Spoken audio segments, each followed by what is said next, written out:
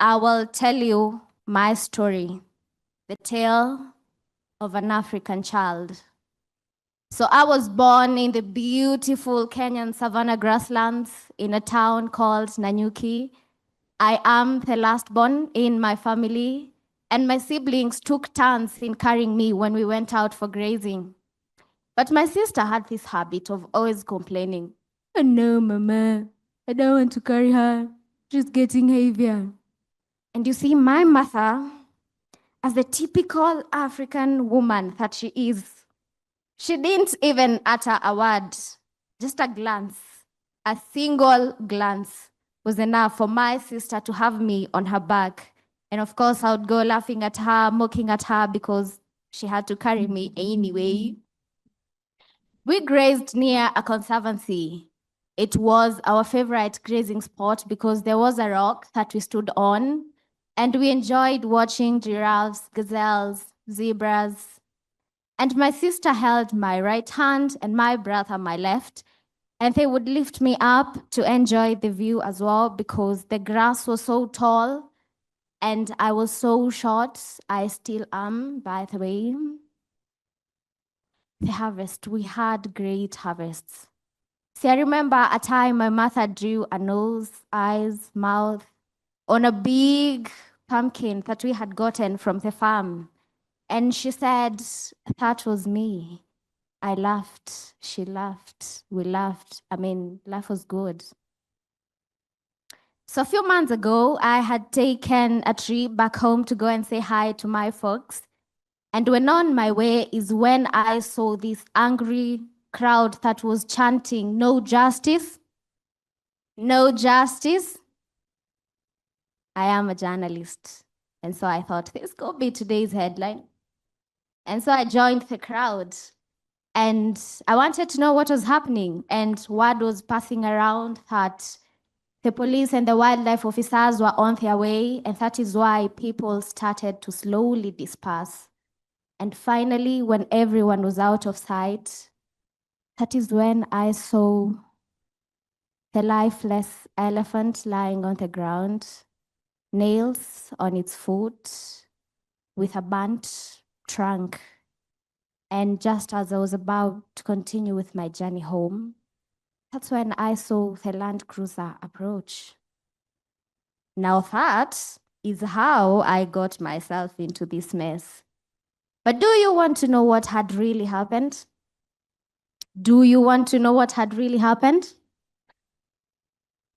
So now a section of the wild habitat had been cleared, and hotels and apartments with scenic views had been constructed. You see, the community had had enough because there wasn't enough rain, there wasn't enough space or vegetation for the wildlife to feed on, and that meant there was constant chaos and fights between the animals and the community because they broke out looking for food. And the community had had enough, and so they demonstrated, demanded justice, shouting and chanting, "No justice, no justice." You see, the elephant had broken out in search of food, and it ended up dead. This is what had become of the beautiful wild animals that we watched while grazing.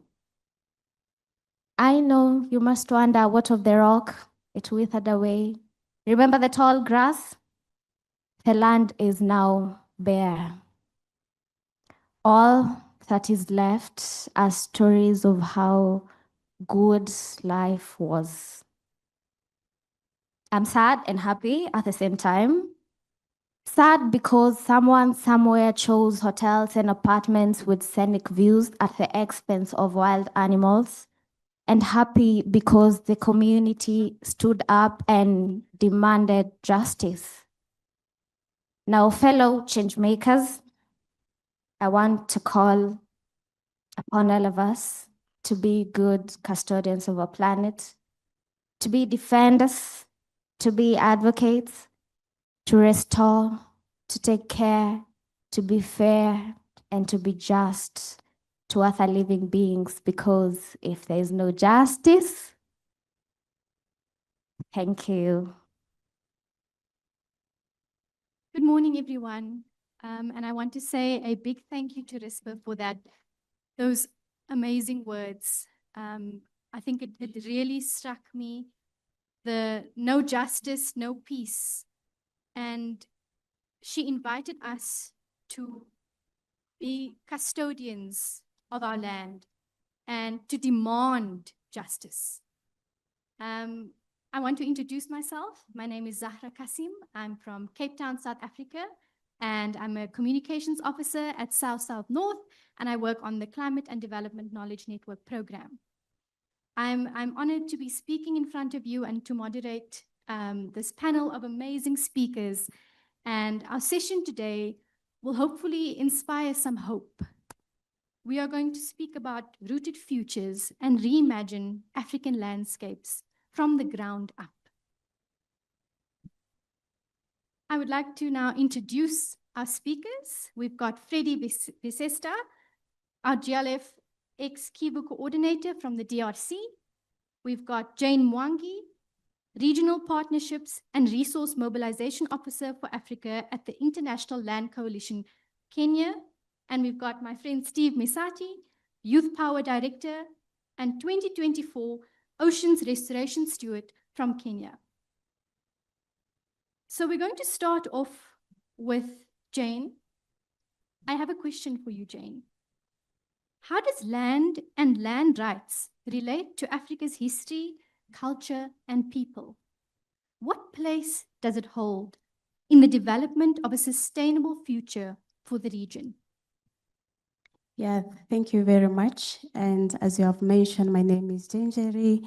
I work with International Land Coalition, a coalition that spans in 30 countries in sub-Saharan Africa and bringing together over 110 organizations. So the question of how land and land rights relates to our African history, our culture and development is that going back even from the pre-colonial period, you see land was communally owned. Land was managed by the community through access or through stewardships. Then when it comes to the colonial era, you see the colonial powers have really alienated the vast lands that we have, brought the perspective of privatization, and of course introduced other foreign tenure systems. And now when we come closer to the post-colonial times, what we see is as many African countries are able to adopt the various dual systems, looking from the customary and as well as introducing the statutory tenure systems. And I know many countries have different tenure systems. Speaking of Kenya, we have 3. Looking to Uganda, we have at least 4. I don't really want to go deeper into that. But as well as we understand, and I think it has been alluded by the previous panelists, land gives us identity. It anchors our spirituality, ancestry, and as well as give us a really sense of belonging. And as well as it forms our social structures. For example, when it comes to clan, our tribes, our ethnicities are really formed or organized based on the land.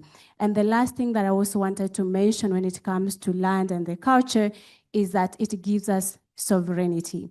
So, and as we mentioned from history to culture, the other thing is that land is a foundation to all the development, looking from the economic sustainability, environmental sustainability, and of course, looking to our social stability.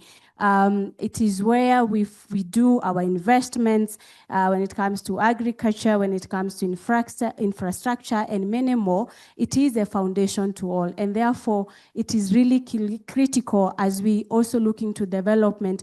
It must go handy on how we can be able to secure the tenure rights of the communities to ensure that we don't continue with the aspect of dispossession and control to our land. Because as we continue with the dispossession, what we are going to do is that we are going to lose also our customary ties, our traditions towards our community. So I think that is what I would say. And thank you very much, and back to you. Thank you so much, Jane. And what struck me from what you said was that land gives us identity. And when you mentioned, that we are in a post-colonial time, I think we also need to acknowledge that colonialism took away part of that. It took our identity and assimilation with our land from us. Thank you so much. Freddie, I have a question for you now. How do the realities in your landscape shape the way your community approaches ecosystem restoration and climate action? Yes, thank you so much. As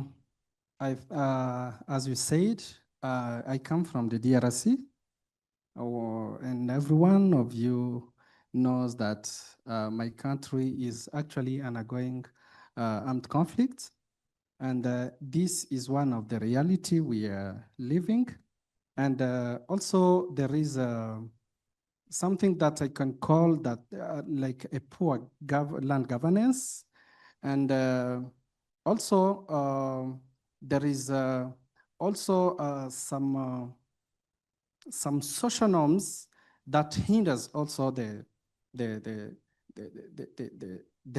land realities. But I want to share with you a story of what we are doing. In our country, we have organized our communities around what we called peace plot. Peace plot is a concept that we have introduced within the community. And if you can hear the content, there is peace and there is plot. There is plot. There is at the same time a combination of peace and agroecology, where communities can gather around that plot and try to discuss about the realities that they are facing, and try to find for themselves the solutions that are local and that can be implemented by the local communities around that plot. And this plot is also a learning platform on the best practices of agroecology and peace building. And we found that there, as my colleague said, there is no justice. Without peace, there is no justice, I think. And we found also that we cannot practice a good agroecology without peace. That is why we combined the two concepts around what we called peace plots. So that is what our communities are doing just to advance climate issues and agroecology. Thank you so much. Thank you so much, Freddie. And I love the idea of a peace plot and bridging agroecology and land justice. Thank you so much for your contribution. And last but not least, Steve, I have a question for you. What are you as a young person no longer willing to compromise when it comes to land and climate action for Africa? Thank you, Zara, for that question. And thank you, Freddie and Jane, for the wonderful inputs.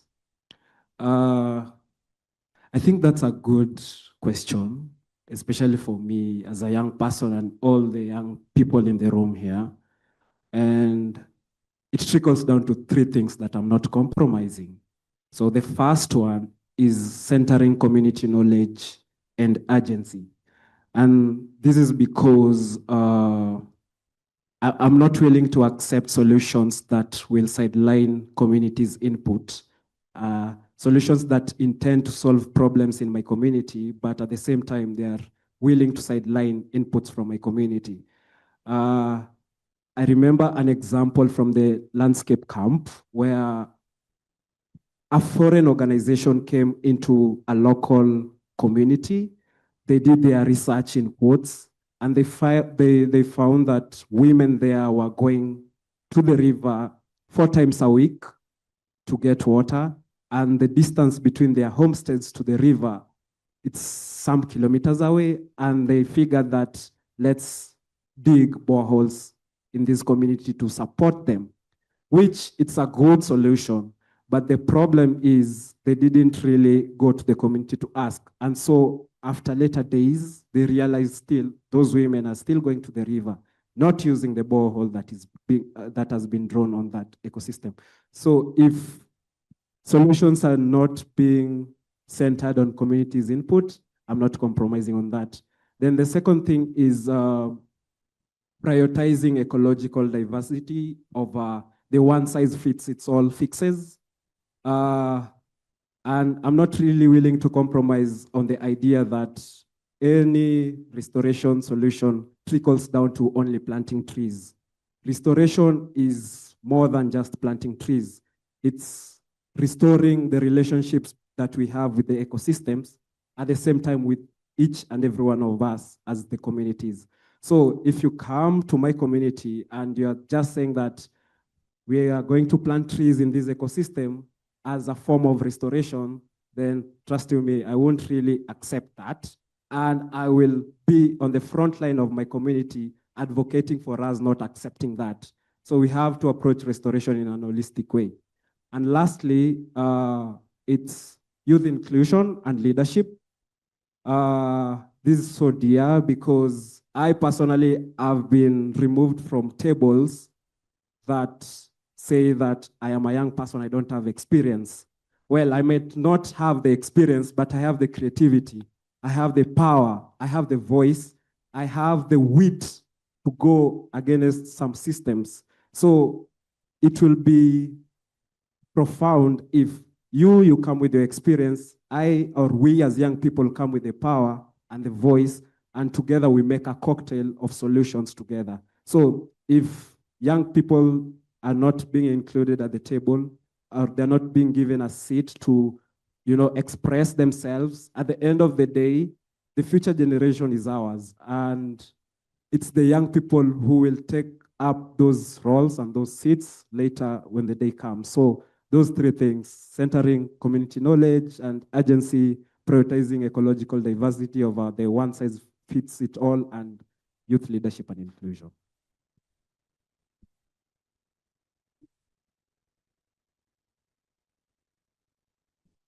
Thank you so much. Thank you so much, Steve, for your contribution. And I think what really stood out to me was that we are no longer willing to accept solutions that sideline local communities. Our solutions need to be from the ground up, not from above. And yeah, I think thank you again to all three of our speakers for those powerful contributions. We're now going to turn to you, the audience. I'd like to ask that the QR code for our Slido is presented. I have a question for you, the audience. What truth, grief, or dream from your landscape do you carry with you today? Please scan the QR code, and for our online participants, please do click the link and share your feelings. What feelings sit with you from your landscape that you carry with you today, on other days?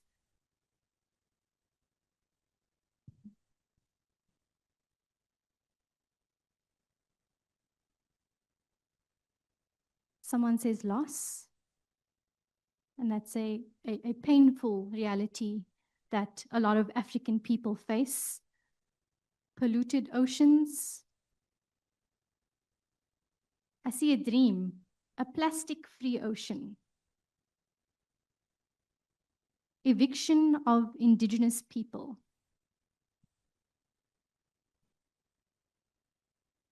Someone says hope. We can restore. Let's work together. And I think the title of the session, which is Reimagining the African Landscapes from the Ground Up. I dream of a landscape that is rich in biodiversity, cultural, sorry, that is past. Forgotten wisdom. I think what comes to mind when I think of forgotten wisdom is our community elders. Their knowledge and all that they hold has been forgotten, has been shifted attention away from.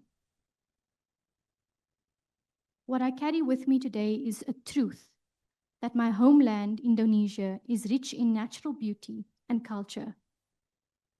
Could we scroll back to that one, please?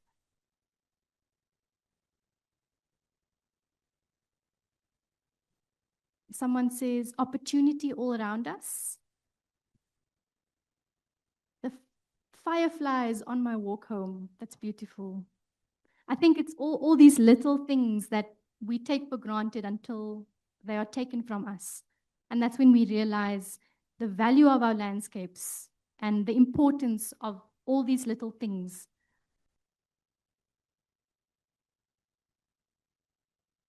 Yes, there we go. What I carry with me today is a truth that my homeland, Indonesia, is rich in a natural beauty and culture, yet deeply vulnerable to environmental and social justice. I carry the grief of seeing forests vanish, rivers polluted, and local communities, especially indigenous ones, silenced in the name of development. And I think this is true for our African landscapes as well. And it's a deeply emotional topic to see how development has shifted communities, and from Rispa's beautiful spoken word, we see the realities, not just headlines and documents that get published talking about what's happening, but from real people sharing real stories of displacement.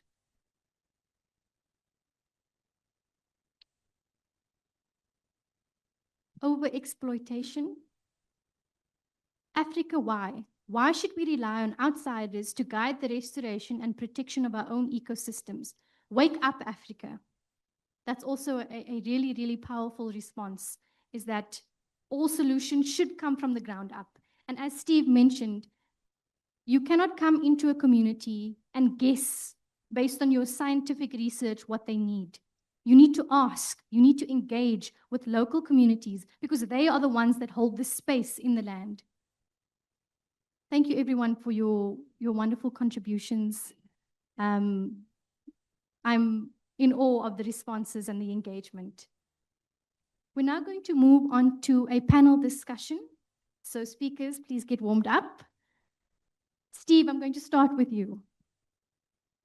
To imagine rooted futures, we must also compost what holds us back, let go of what no longer serves us.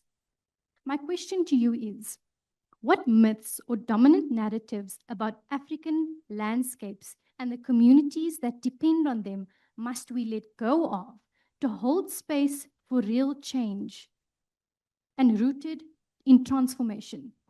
Maybe you can relate to some of your own experiences as a young person navigating ecosystem restoration, literally digging into the soil to the global decision-making rooms. Okay, thank you so much. I think I'll start with the notion that local communities don't have the right knowledge about the ecosystems. And there's this global narrative that always paints the picture that local people from the rural areas are not educated about the ecosystems. Now, I'll give you an example of my own experience. I work in restoring degraded mangrove ecosystems in Kenya. And in our ecosystem, there is a portion of land inside the, so how the mangrove ecosystem, it's a big space full of trees, full of these amazing mangrove trees. And at the center of it, there's an open space. And so when we were mapping the area, our first thoughts were, this is an open space. So that means this area is potential for restoration, right? And we did plant trees there, but they didn't mature, they didn't grow. So we circled back to learning from our failures. Why did the trees not grow here? And we realized we had missed one thing. We didn't go to the community and ask them why this space is open, because they interact with the ecosystem every single day, from when they were born to maybe 60 years, 70 years of living in the planet. And they told us there were no mangroves here, no sign of mangrove here since they were born. So that means there was no story about degradation in that small circle there. And with that base knowledge from the community, we then had to do some testing of the area, and we realized the area itself is muddy. And for all the people who work with coastal ecosystems and live at the coast, it's the ocean environment is always saline.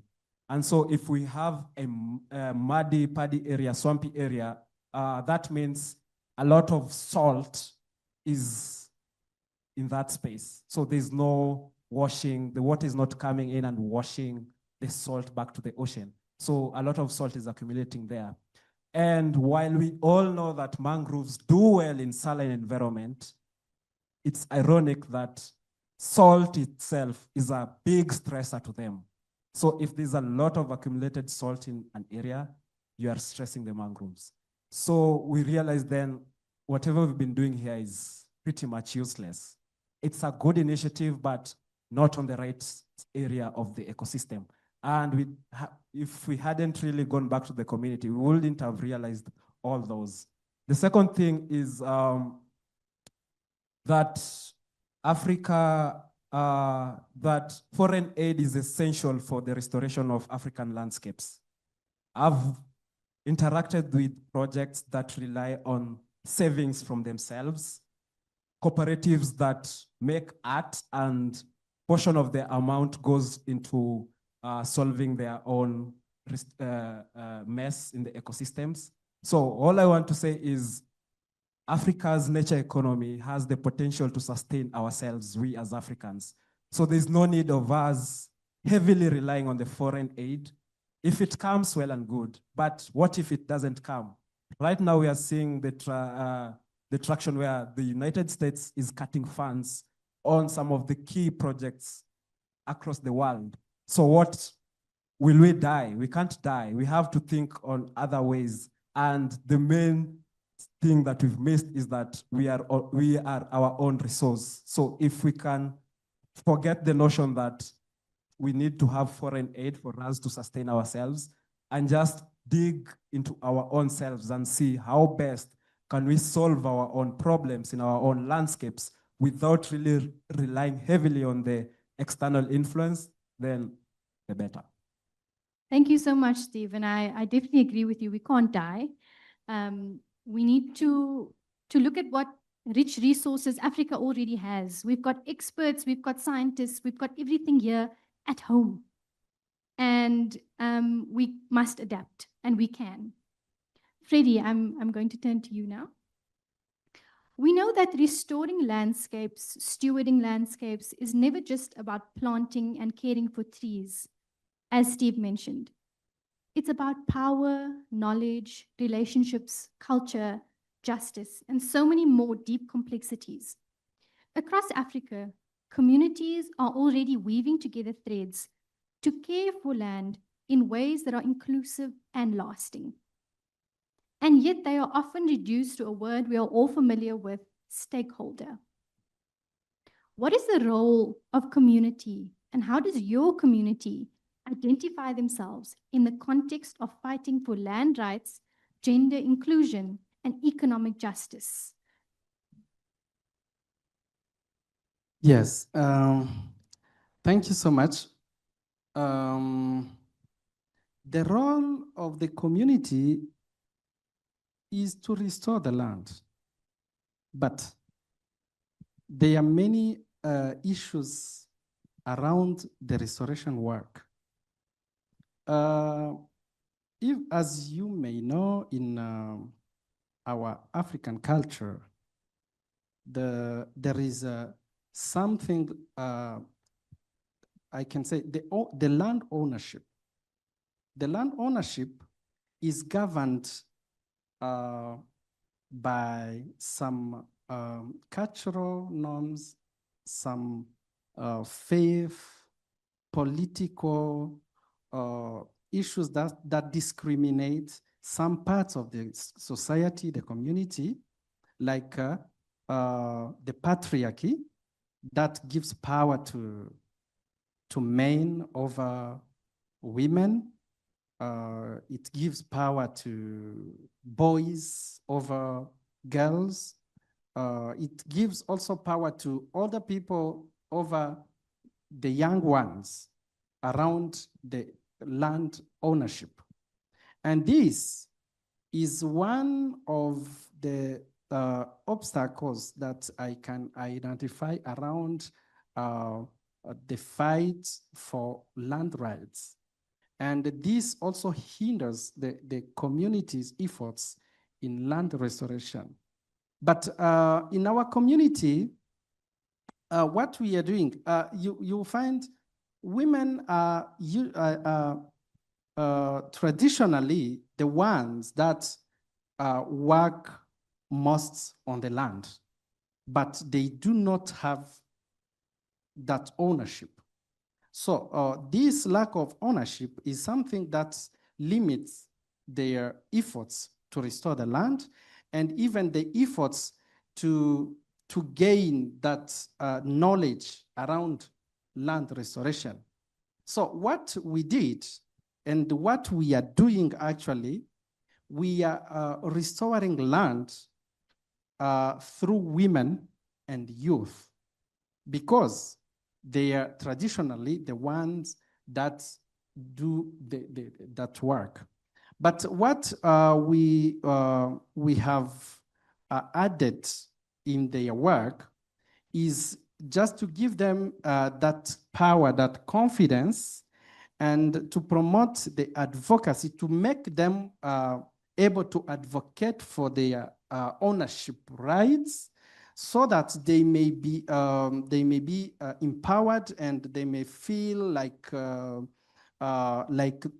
landowners, to develop their efforts and also their knowledge around that land restoration.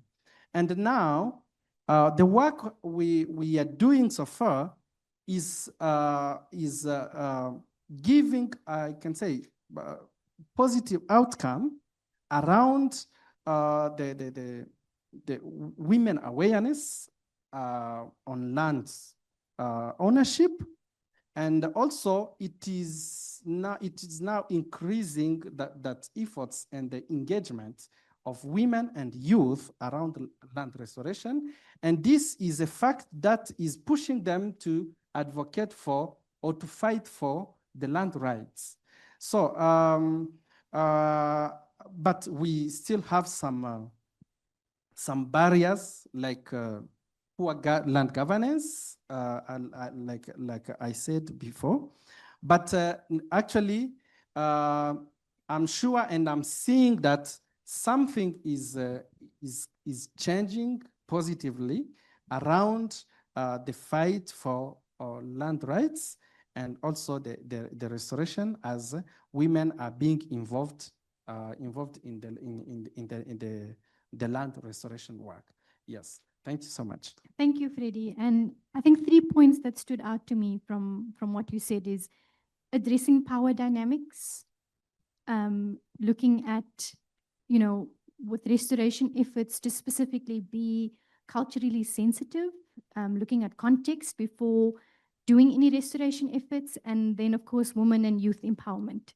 Thank you so much.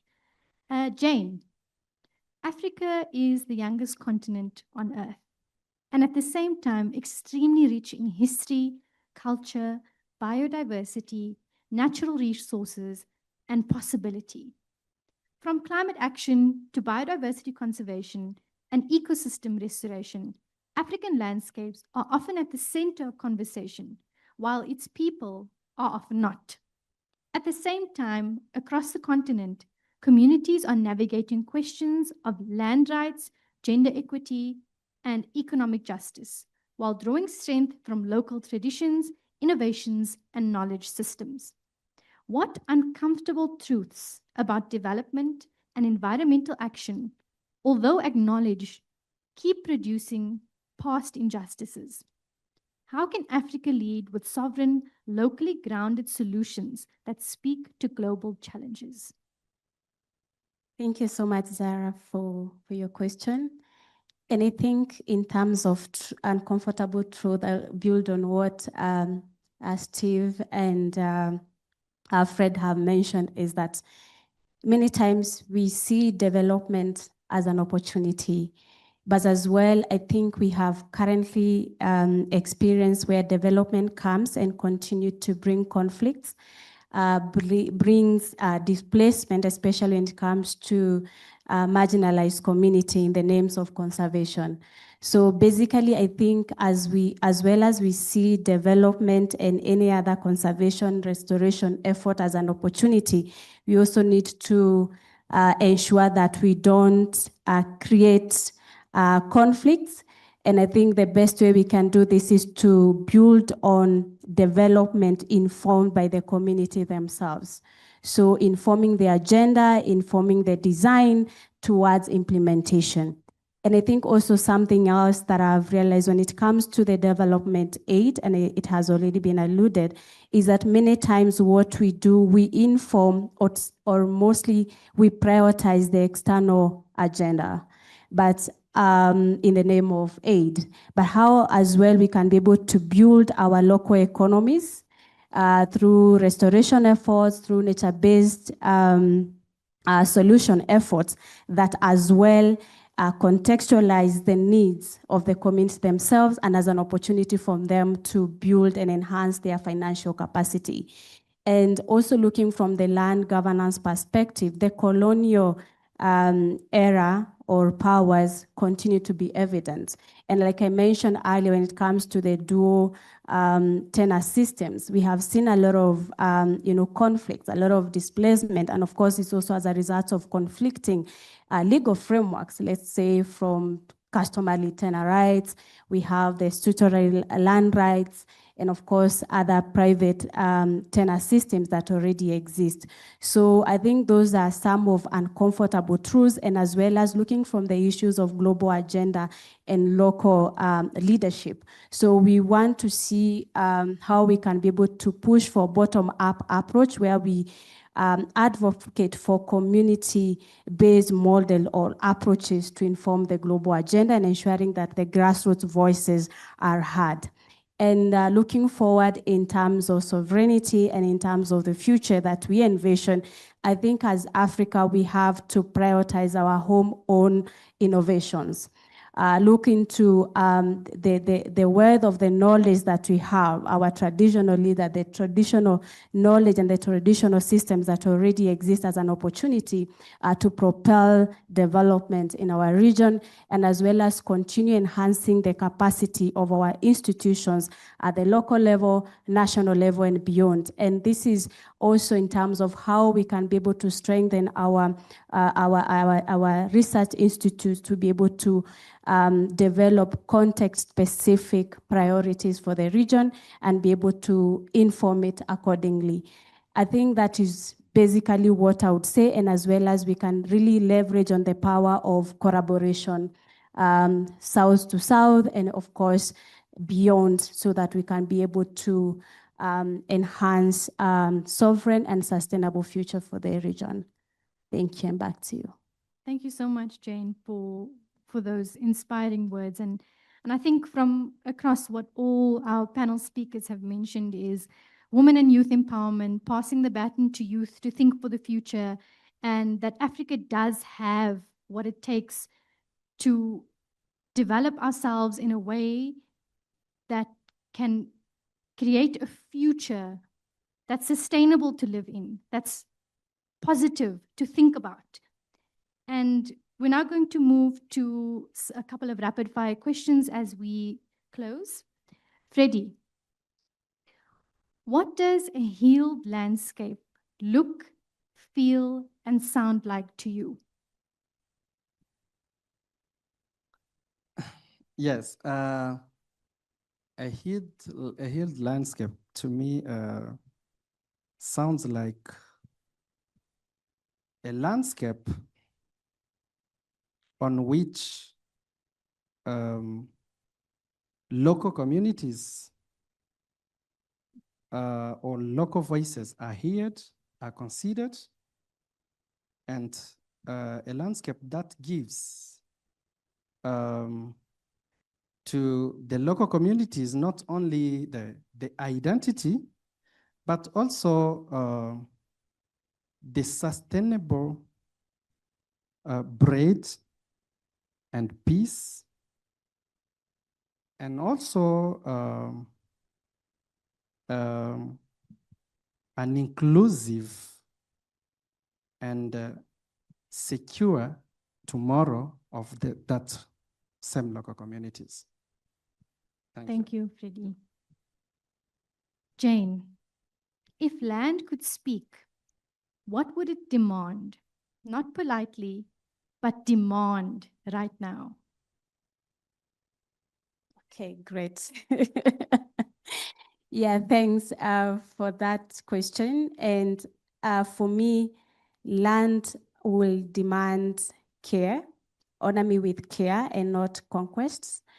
And it will demand, let my law be just and my steward be accountable. And I think the last one that I would say is that land will demand to not just be seen as an object, but seen as an enabler to life. So I think that is how I can wrap it up, and knowing that land is life. Wow. Can we get a round of applause for that? Thank you so much, Jane. And I think with these questions, although different from our previous, it's important to remember, and something that stuck out to me in previous presentations from this week is what Ben Okri said: knowledge is empty without imagination, without spirit, and without heart. And Steve, I'm now going to come to you with a question. What do your descendants need you to start doing now that may feel impossible?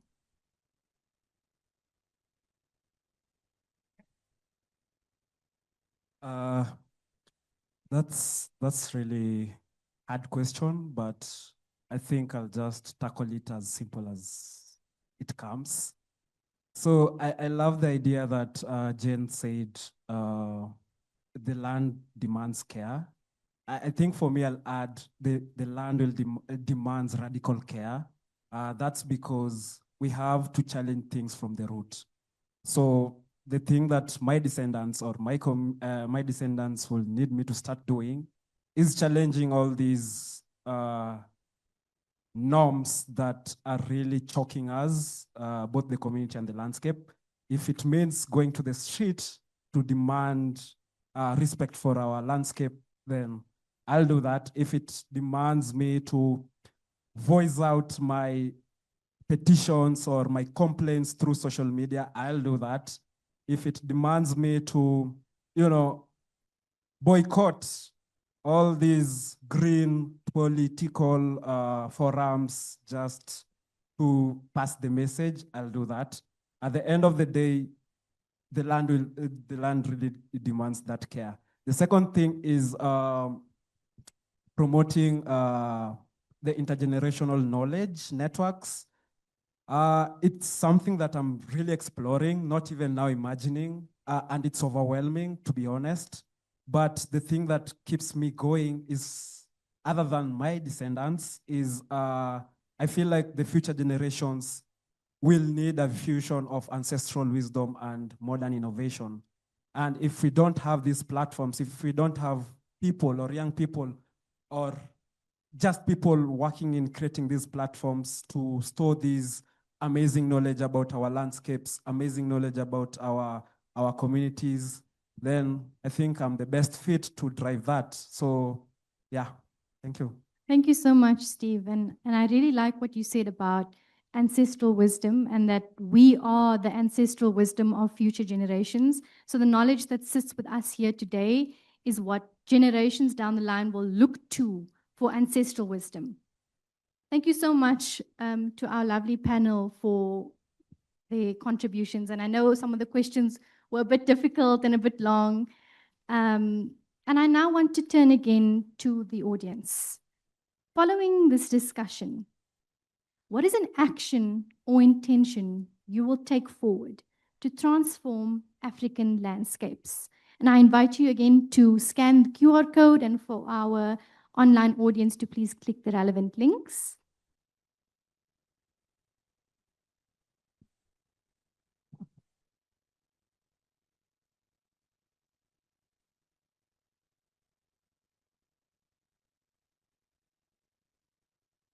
I know it's difficult to sometimes think of immediate actions or intentions that you'll take forward, especially as you process this discussion and take away what our speakers have shared. Lead by example. I love that. Radical care. Nurture stronger coalitions. Embody radical care at every aspect of my life. Take up space. I think as young Africans, we have to take up space in global fora.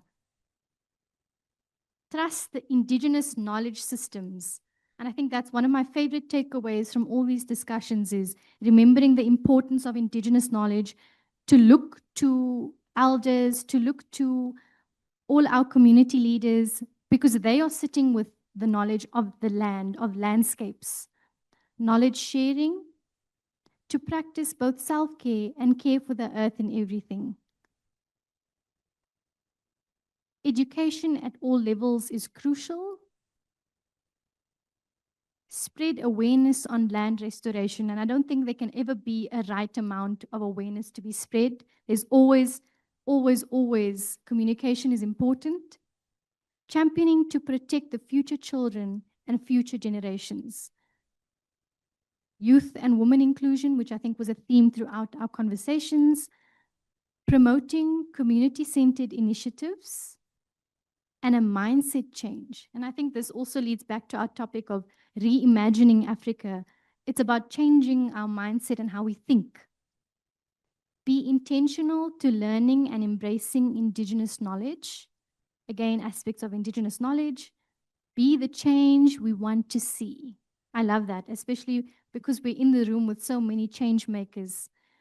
Boldness. Bridging knowledge to action. And speak up.